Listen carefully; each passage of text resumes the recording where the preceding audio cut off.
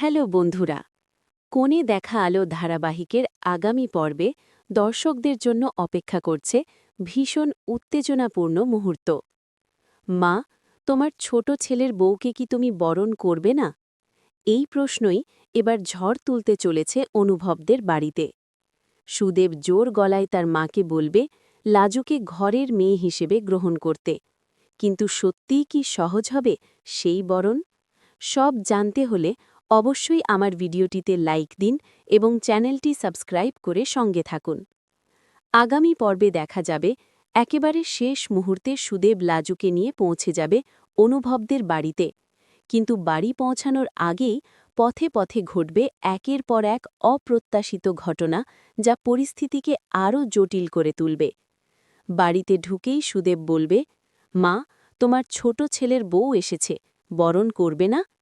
এই কথাতেই শুরু হবে বাড়ির অন্তর্মহলের তীব্র নাটক।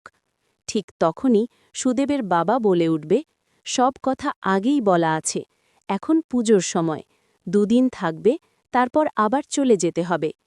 এই কথা শুনে লাজুর মনে জন্ম নেবে ভয়ঙ্কর প্রশ্ন, তাহলে কি দুদিন পর আবার সেই আগের বাড়িতেই ফিরতে হবে তাকে? সে কি আদৌ এই বাড়ির বউ হিসেবে স্বীকৃতি পাবে, নাকি আবারও ভেঙে যাবে তার স্বপ্ন? এই সব প্রশ্নের উত্তর জানতে চোখ রাখুন কোণে দেখা আলো ধারাবাহিকের আগামী পর্বে। ধন্যবাদ।